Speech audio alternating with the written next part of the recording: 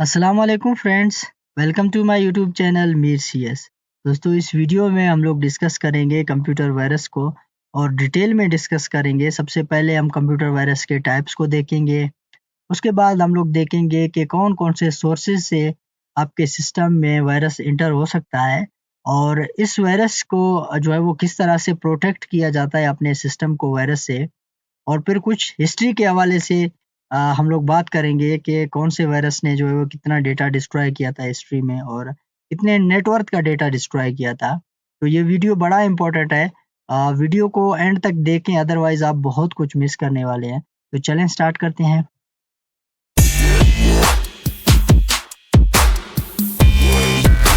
Friends, सबसे पहले तो हम लोग देखेंगे what is computer virus. Computer virus हमारे पास क्या चीज होता है। Virus stand for vital information resource under says. Virus का जो एब्रीविएशन है वो है vital information resource under siege. A computer virus is a program that disrupt the normal working of a computer. Computer virus एक code होता है, एक programme होता है जो आपके डेली रूटीन के जो काम होते हैं सिस्टम पे उनको डिस्टर्ब कर देता है। A virus infect and destroy the data. Virus जो है वो आपके डेटा को इन्फेक्ट भी कर सकता है, आपके डेटा को डिस्ट्रॉय कर सकता है, यानी डेटा को डिलीट कर सकता है या डेटा को तबाह कर सकता है। It enter the computer system without user knowledge. ये यूजर के नॉलेज के बगैर ही आपके कंप्यूटर के अंदर इंटर हो जाता है और आपको पता भी नहीं चलता है। आगे हम इनके सोर्सेज देखेंगे कि किस तरह से आपके सिस्टम में ये इंटर हो जाता है। नेक्स्ट हमारे पास है टाइप्स ऑफ कंप्यूटर वायरस और फर्स्ट टाइप हमारे पास है boot sector virus. Boot sector virus infect the record or the master boot record. This virus injects its code in hardest partition and move the code into the main memory when computer starts.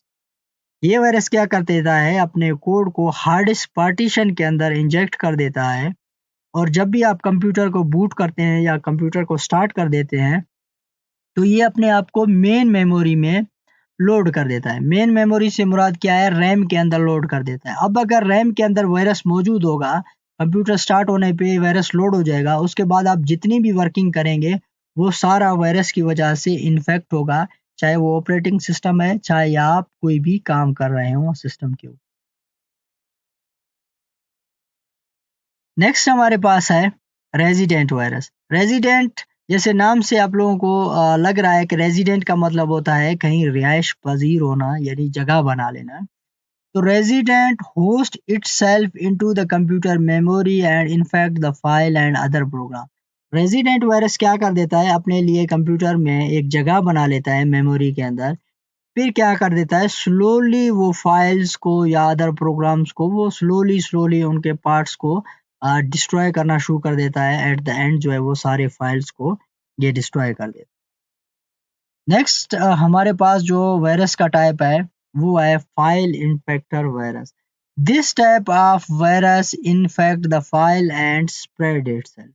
ये virus क्या कर देता है, एक तो file को infect कर देता है, दूसरा क्या कर देता है, अपने आप को रेप्लिकेट करता है, यानी अपनी कापियां खुद से क्रिएट करता है और सिस्टम के अंदर और जगहों पर इनको होस्ट करना शुरू कर देता है।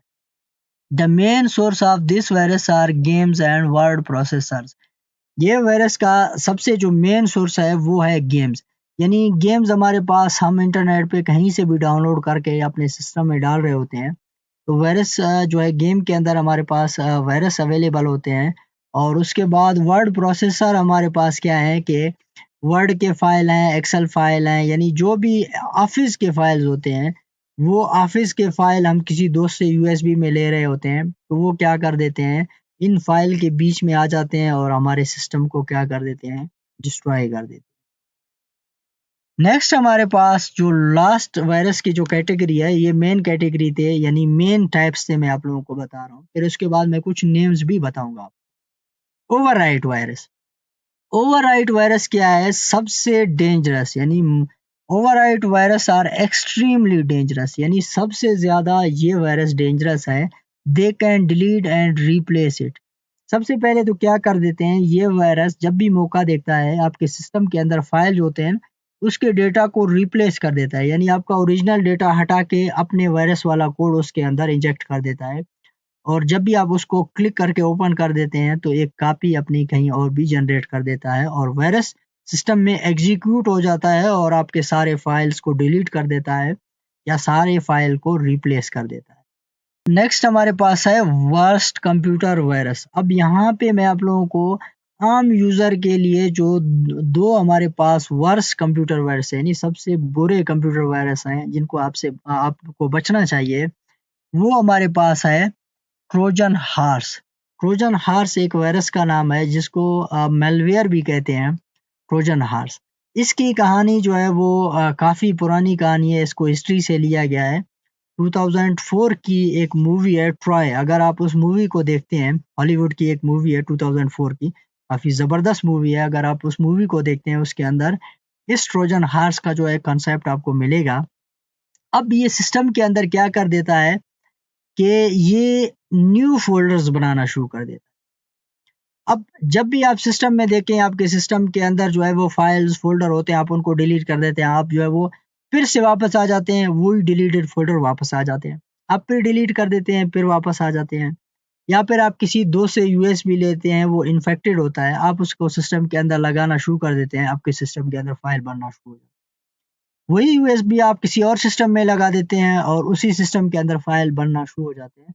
असल में उस यूएसबी के अंदर क्या होता है कि ट्रोजन हॉर्स वायरस होता है और इस वायरस का हल ये है कि आप अपना हार्ड डिस्क जो है वो रिप्लेस करें, इसका कोई और हल नहीं है, ठीक है? नेक्स्ट जो सबसे खतरनाक वायरस है वो है रैनसमवेयर। रैनसमवेयर सबसे खतरनाक वायरस क्यों है? क्योंकि ये जब भी आपके सिस्टम के अंदर इंटर हो जाता है, तो आपके सिस्टम इसकी निशानी ये है कि आपके सिस्टम के जितने भी फाइल्स हैं, उन सबको लॉक कर देता है। यानी कंप्यूटर के लैंग्वेज में उनको एन्क्रिप्ट कर देता है। एन्क्रिप्शन जो है वो सिर्फ़ एक की से खुलता है और की जो है वो वायरस ओनर के पास होता है। आपका सारा डेटा एन्क्रिप्ट हो जाता है, जितना भी इम्पोर्टेंट डेटा है वो सारा एन्क्रिप्ट हो जाता है, आप अपने सिस्टम को यूज़ भी नहीं कर पाते हैं, सारा डेटा ऐसे समझ लें सब में पासवर्ड लगा हुआ है। अब वो पासवर्ड किसके पास होता है?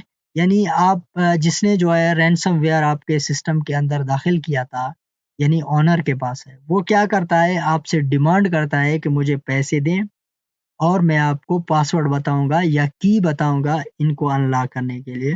तो ये जो है वो की जो है वो लाखों में, करोड़ों में आपसे पैसे लेंगे तब जाके आपका डेटा जो है वो डिक्रिप्ट करके देंगे। तो इस वायरस से बहुत ज़्यादा जो है वो होशियारी रखें, इससे बचना चाहिए, ठीक है? ये आम यूज़र को भी अटैक में लाते हैं इसलिए मैंने नाम लिए, अदरवाइज़ हमारे पास वायरस तो है। ब्रेन वायरस है, आई लव यू वायरस है, माय डूम वायरस है, काफ़ी ज़्यादा है लेकिन ये 2 वायरस जो है वो एक आम यूज़र के लिए भी खतरा बन सकते हैं। नेक्स्ट हमारे पास है सोर्सेज़ ऑफ वायरस। अब ये इम्पोर्टेंट है कि वायरस आते कहाँ से हैं, ठीक है? सबसे पहला जो टाइप है हमारे पास है पायरेटेड और क्रैक सॉफ्टवेयर। अब पायरेटेड और क्रैक सॉफ्टवेयर का मतलब ये होता है कि ऐसे सॉफ्टवेयर जो पेड होते हैं लेकिन आपको इंटरनेट के ऊपर फ्री में मिल रहे होते हैं। उन सॉफ्टवेयर को हम लोग कहते हैं पायरेटेड या क्रैक सॉफ्टवेयर, या जिनको आप फ्री में यूज़ करते हैं। ऐसे सॉफ्टवेयर के लिए आप लोग क्या करते हैं, ऐसे सॉफ्टवेयर जैसे कि आप गेट इनटू पीसी में से सॉफ्टवेयर डाउनलोड कर लेते हैं, एक वेबसाइट है। तो आप वो वाले सॉफ्टवेयर जब भी इंस्टॉल करने लगते हैं तो आपको कहा जाता है कि अपने सिस्टम का एंटीवायरस बंद करें, अपने सिस्टम का डिफेंडर बंद करें, ताकि उसके बाद हम सॉफ्टवेयर को इंस्टॉल करें, अदरवाइज़ इंस्टॉल नहीं होगा। क्यों? जब भी आप डिफेंडर या एंटीवायरस को ऑफ करेंगे तो 90% यानी मैं यही कहूँगा 95% चांसेस ये हैं कि आपके सिस्टम के अंदर आप खुद ही वायरस को इंस्टॉल कर रहे हैं। ठीक है? तो इन पायरेटेड और क्रैक सॉफ्टवेयर से बचना चाहिए। अगर आपको चाहिए भी होते हैं क्योंकि महँगे होते हैं, तो आम यूज़र अफ़ोर्ड नहीं कर सकता है, तो आप ऐसे जगहों से डाउनलोड करें ताकि आपको अपना एंटीवायरस और विंडो डिफेंडर जो है ऑफ ना करना पड़े, ये इंस्टॉल हो जाएँ तब भी ये कहीं न कहीं सेफ़ होते हैं, ठीक है? अदरवाइज़ आप इनको जो है वो कहीं ऐसी जगहों से बाय करें जहाँ गूगल ड्राइव में पड़े होते हैं। गूगल ड्राइव ये है कि जब भी एक सॉफ्टवेयर गूगल ड्राइव में डाला जाता है, तो गूगल उसको वायरसेस को स्कैन करता है और जब वो सेफ होता है तब भी वो ड्राइव के अंदर एंटर हो सकता है, ठीक है? नेक्स्ट हमारे पास है ईमेल अटैचमेंट। जब भी आपको ईमेल आते हैं, जंक्स ईमेल होते हैं, स्पैम ईमेल होते हैं, उनके अंदर अटैचमेंट्स लगे होते हैं। जब भी आप उन अटैचमेंट्स के ऊपर क्लिक कर देते हैं तो एक जो है वायरस डाउनलोड होके आपके सिस्टम के अंदर इंस्टॉल हो जाता है।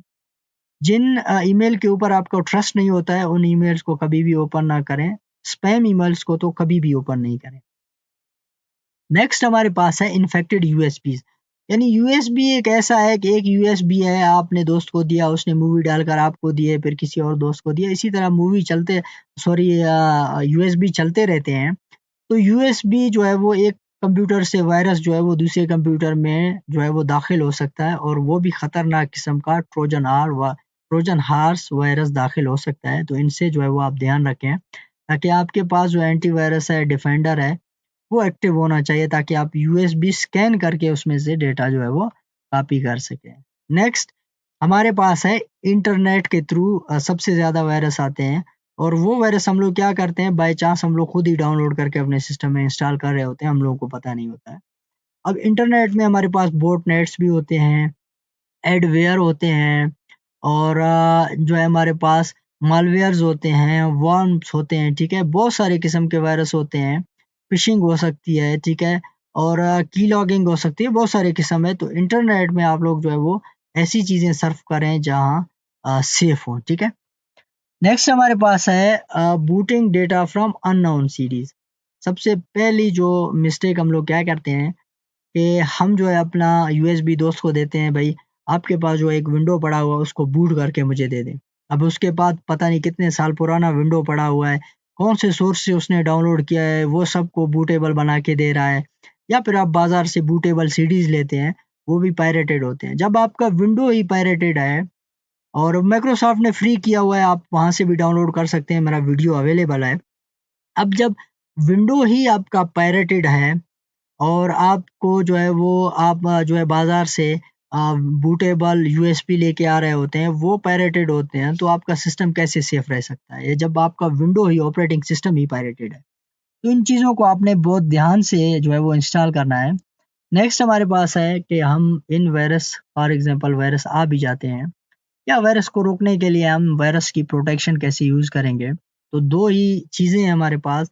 सबसे पहला है विंडोज़ डिफेंडर, दूसरा है एंटीवायरस। अब विंडोज़ डिफेंडर ये है कि अगर आप सिस्टम यूज़ कर रहे हैं विंडोज़ 10, 11 यानी विंडोज़ 10 से ऊपर का अगर आपके पास विंडोज़ है तो आपको एंटीवायरस की ज़रूरत नहीं है। क्यों? क्योंकि एंटीवायरस आपके सिस्टम को स्लो डाउन कर देते हैं और अगर मज़े की बात मैं आपको बताऊँ, जो एंटीवायरस आप अपने सिस्टम में इंस्टॉल कर रहे होते हैं, क्या पता उस एंटीवायरस के अंदर ही वायरस हो। आपने कौन-सा एंटीवायरस जाके जो है वो ओरिजिनल वेबसाइट या ऑफ़िशियल वेबसाइट से परचेज़ करना है। 90% लोग जो हैं वो परचेज़ नहीं करते हैं। वो वैसे जाके इंटरनेट के थ्रू फ्री का जो एंटीवायरस है, जो क्रैक वर्ज़न पड़ा हुआ है, वो डाउनलोड करके सिस्टम में इंस्टॉल कर रहे होते हैं। अब जिसने क्रैक किया है, वो उसके अंदर वायरस भी तो रख सकता है। सबसे बेस्ट तरीका ये है विंडोज़ 10 यूज़ करें या विंडोज़ 11 यूज़ करें। विंडोज़ 10 से ऊपर के जो वर्ज़न आप यूज़ करेंगे, आपको माइक्रोसॉफ्ट की वेबसाइट से फ्री मिलेंगे और 100% सेफ़ होंगे और उनके अंदर विंडोज़ डिफेंडर आता है, जो कि सारे एंटीवायरसेज़ से बेस्ट होते हैं और आपका सिस्टम भी ज़बरदस्त चलता है। अब दूसरा आता है एंटीवायरस कब यूज़ करना चाहिए? अगर आप विंडोज़ 10 से नीचे के जो वर्ज़न यूज़ कर रहे हैं, तो उसके लिए आपको एंटीवायरस लाज़मी इस्तेमाल करना है। अब एंटीवायरस के भी आपके पास बहुत सारे किस्म होते हैं, कैस्परस्काई है और अवास्ट है। और मैं रिकमेंड करता हूँ कि आप जो है अवास्ट एंटीवायरस इंस्टॉल करें। अवास्ट का ये होता है कि अवास्ट जो है वो बाकी एंटीवायरस क्या कर दें, आप अपना एक ओरिजिनल फ़ाइल इंस्टॉल कर रहे होते हैं, एंटीवायरस उसको पकड़ के डिलीट कर देता है, कहता है कि ये वायरस है। एंटीवायरस असल में उनको समझ में नहीं आ रहा होता है। अब वास्ट ये होता है कि वो सबसे पहले फ़ाइल को कंप्यूटर में एंटर होने देता है, फिर उनके जो बिहेवियर होता है, उनको को ऑब्ज़र्व करता है। क्या करता है? ऑब्ज़र्व करता है और ऑब्ज़र्व करने के बाद क्या कर देता है, अगर कोई मैलिशियस एक्टिविटी कर रहा है, कोई वायरस फैल रहा है, तो उस फ़ाइल को डिटेक्ट करके आपके पास लेके आता है। भई ये वायरस है, अभी डिलीट करना है या इसको छोड़ना है, तो आपको ऑप्शन दे देता है। अब लास्ट दी एंड पे मैं आप लोगों को एक हिस्ट्री के हवाले से एक आर्टिकल शेयर करने वाला हूँ, थोड़ा बहुत बताता हूँ कि कौन से वायरस ने कितनी डिस्ट्रक्शन क्रिएट किया है। तो चलें वो भी देखते हैं। और अब मैं आपको विंडोज़ डिफेंडर के हवाले से सबसे पहले मैं आपको विंडोज़ डिफेंडर के बारे में थोड़ा बहुत बताता हूँ कि ये कहाँ होता है, कैसे आपने इसको अपडेट रखना है अपने सिस्टम को प्रोटेक्ट करने के लिए। तो चलें फिर चलते हैं सिस्टम की स्क्रीन। फ्रेंड्स हम स्क्रीन पे आ चुके हैं और यहाँ पर आपने लिखना है सर्च बार में वायरस। आप लोग क्या लिखेंगे? वायरस एंड थ्रेट प्रोटेक्शन आपके सामने आ जाएगा। इसको ओपन करेंगे। ओपन करने के बाद आपके पास ये चीज़ आ जाएगा, करंट थ्रेड्स वगैरह के पास ये चीज़ आपके पास आ जाएगा। नो थ्रेड्स हैं और 0 थ्रेड फाइंड है और 9915 फाइल मेरे पास स्कैन हुए हैं और लास्ट स्कैन जो है वो 23 सेकंड में कंप्लीट हुआ है, ठीक है? तो ये जो है वो कुछ दिन पहले मेरा सिस्टम जो है वो सारा स्कैन हुआ है। और जब भी कोई फ़ाइल जो है वो इन्फेक्टेड आपके सिस्टम में आता है तो विंडोज़ डिफेंडर आपको बता देता है। लेकिन चेक फॉर अपडेट आपने इसको अपडेटेड रखना है। यहाँ पर देखें मैंने आज के दिन ही अपना विंडोज़ डिफेंडर जो है वो वायरस एंड थ्रेट प्रोटेक्शन जो है वो जो है मैंने यूज़ किया हुआ है यानी अपडेट किया हुआ है। उसके बाद मैंने आपको दोस्तों कहा था कि रैनसमवेयर प्रोटेक्शन देखो यहाँ पर विंडोज़ ने भी आपको खुद ही बता दिया है कि रैनसमवेयर जो है वो बड़ा ही खतरनाक वायरस है। तो उसके लिए क्या कर देता है in case of ransomware attack आप लोग क्या करेंगे सेटअप वन ड्राइव करेंगे। अब वन ड्राइव क्या है कि माइक्रोसॉफ्ट की तरफ से एक जो है आपके पास क्लाउड स्टोरेज होता है जिसके अंदर आप अपना बैकअप रख सकते हैं सिस्टम का और जब भी आपका डेटा रैनसमवेयर की वजह से या वायरस की वजह से इनक्रिप्ट हो जाएगा यानी लॉक हो जाएगा, पासवर्ड माँगेगा तो आप जो है अपना बैकअप यूज़ कर सकते हैं बगैर किसी बंदे को पे किए हुए। अच्छा फ्रेंड्स फिर आप लोगों ने यहाँ पे सेटिंग्स पे क्लिक कर देना है और सेटिंग्स पे क्लिक करने के बाद आपको यहाँ पर अपडेट एंड सिक्योरिटी का जो है वो ऑप्शन मिल जाएगा। तो यहाँ पर आपको जो है वो विंडोज़ सिक्योरिटी का ऑप्शन मिल जाएगा। तो आप लोगों ने यहाँ पर आप देखें कि मेरे पास जो है वो ये सारी चीज़ें जो है वो सेटअप हैं, डिवाइस सिक्योरिटी है, app browse and firewall and network protection ये सब कुछ जो है देखें मेरे पास जो है वो ओके है। उसके बाद आप लोग अपडेट कहाँ से करेंगे? यहाँ से आप अपने विंडोज़ को जो है वो अपडेट करेंगे। तो मेरे पास जो है वो आज मैंने अपडेट किया हुआ है 2 डेज़ 2 बज के 6 मिनट पे मैंने अपडेट किया हुआ है, लेकिन एक नया अपडेट आया तो उसके बाद मैं अपडेट करता हूँ। आपने अपने सिस्टम को जो है वो अप टू डेट रखना है तो आपके सिस्टम के अंदर बगैर एंटीवायरस के कोई भी वायरस दाखिल नहीं होगा। लास्ट पे हमारे पास जो चीज़ है वो मैं आपको एक आर्टिकल जो है वो एचपी के वेबसाइट से दिखाने वाला हूँ। एचपी एक लैपटॉप का ब्रांड है उसके वेबसाइट से मैं आपको दिखाने वाला हूँ कि top 10 worst computer virus in the history. Computer virus की हिस्ट्री में सबसे वर्स्ट कंप्यूटर वायरस कौन-कौन से हैं?